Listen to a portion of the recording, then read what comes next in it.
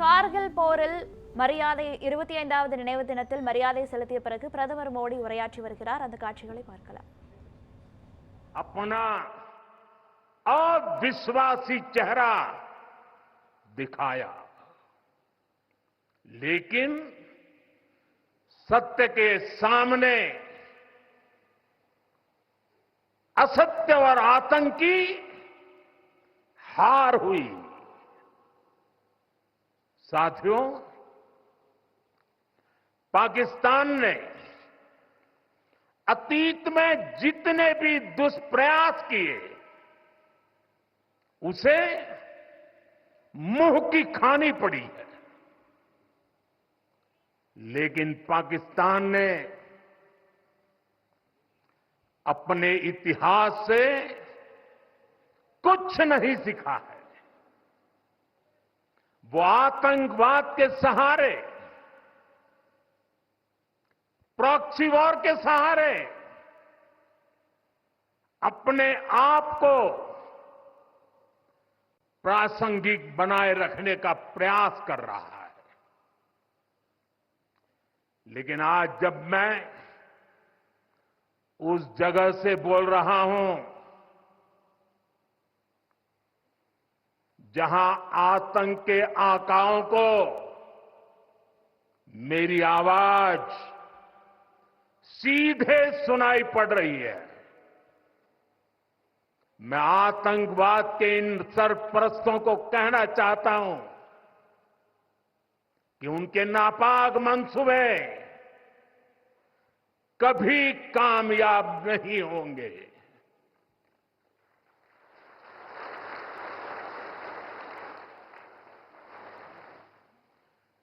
आतंकवाद को हमारे जाबाज पूरी ताकत से कुचलेंगे। दुश्मन को मुंह तोड़ जवाब दिया जाएगा।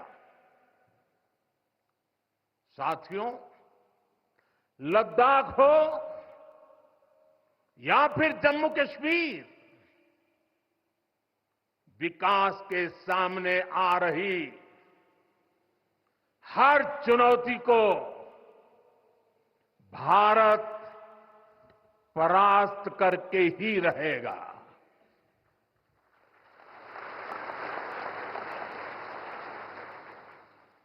कुछ ही दिन बाद इस 5 अगस्त को आर्टिकल 370 का अंत हुए 5 वर्ष पूरे होने जा रहा है। जम्मू कश्मीर आज नए भविष्य की बात कर रहा है, बड़े सपनों की बात कर रहा है। जम्मू कश्मीर की पहचान G20 जैसी ग्लोबल समिट की अहम बैठक करने के लिए हो रही है। इंफ्रास्ट्रक्चर डेवलपमेंट के साथ साथ जम्मू कश्मीर, लेह, लद्दाख में टूरिज्म सेक्टर भी तेजी से ग्रो कर रहा है। दशकों बाद कश्मीर में सिनेमा घर खुला है। 3.5 दशक के बाद पहली बार श्रीनगर में ताजिया निकला है। धरती का हमारा स्वर्ग तेजी से शांति और सौहार्द की दिशा में आगे बढ़ रहा है। साथियों, आज लद्दाख में भी विकास की नई धारा बनी है। सिंकुल्ला टनल, इसके निर्माण का काम शुरू हुआ है। सिंकुल्ला टनल के जरिए लद्दाख पूरे साल हर मौसम में देश से कनेक्टेड रहेगा। ये टनल लद्दाख के विकास और बेहतर भविष्य के लिए नई संभावनाओं का नया रास्ता खोलेगी। हम सभी को पता है कि कठोर मौसम की वजह से लद्दाख के लोगों को कितनी मुश्किलें आती हैं। शिंकुंतला टनल के बनने से ये मुश्किलें भी कम होगी। मैं लद्दाख के मेरे भाई बहनों को इस टनल का काम शुरू होने के लिए विशेष बधाई देता हूं। साथियों, लद्दाख के लोगों का हित हमेशा हमारी प्राथमिकता रहा है। मुझे याद है कोरोना के समय में करगिल क्षेत्र के हमारे कई लोग ईरान में फंस गए थे। उन्हें वापस लाने के लिए मैंने व्यक्तिगत स्तर पर काफी प्रयास किए। ईरान से लाकर उन्हें जैसलमेर में ठहराया गया था और जब स्वास्थ्य की दृष्टि से पूरी तरह संतोषजनक रिपोर्ट मिले, उसके बाद उन सबको उनके घर तक यहां पहुंचाया था। हमें संतोष है कि हम अनेकों जिंदगियों को बचा पाए। यहां के लोगों की सुविधाएं बढ़े, ईज ऑफ लिविंग बढ़े, इसके लिए भारत सरकार निरंतर प्रयास कर रही है। बीते 5 वर्षों में ही हमने लद्दाख के बजट को 1100 करोड़ से बढ़ाकर 6000 करोड़ रुपए कर दिया है। यानी करीब करीब 6 गुना की वृद्धि।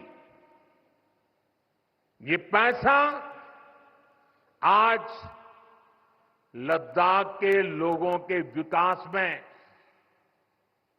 यहां सुविधाएं बढ़ाने में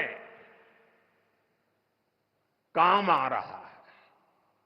आप देखिए, सड़क, बिजली, पानी, शिक्षा, पावर सप्लाई, रोजगार, लद्दाख में हर दिशा में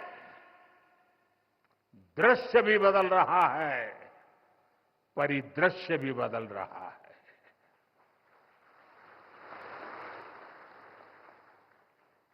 पहली बार यहां होलिस्टिक प्लानिंग के साथ काम हो रहा है। जल जीवन मिशन की वजह से अब लद्दाख के 90% से ज्यादा घरों में पाइप से पीने का पानी पहुंच रहा है। लद्दाख के युवाओं को क्वालिटी हायर एजुकेशन मिले, इसके लिए यहां सिंधु सेंट्रल यूनिवर्सिटी का निर्माण हो रहा है। पूरे लद्दाख क्षेत्र को 4G नेटवर्क से जोड़ने का काम भी चल रहा है। 13 किलोमीटर लंबी जोजिला टनल का काम भी जारी है। इसके वजन बनने से नेशनल हाईवे नंबर 1 पर भी ऑल वेदर कनेक्टिविटी हो जाएगी। साथियों, हमने देश के सीमावर्ती क्षेत्रों में विकास के असाधारण लक्ष्य तय किए हैं। चैलेंजिंग टास्क को अपने हाथों में लिया है। बॉर्डर रोड ऑर्गेनाइजेशन बीआरओ ने ऐसे लक्ष्यों को पूरा करने के लिए अभूतपूर्व गति से काम किया है। बीआरओ ने पिछले 3 साल में ही 330 से ज्यादा इंफ्रास्ट्रक्चर प्रोजेक्ट पूरे किए हैं। इसमें लद्दाख के विकास कार्यों से लेकर पूर्वोत्तर में सेला टनल जैसे प्रोजेक्ट भी शामिल है।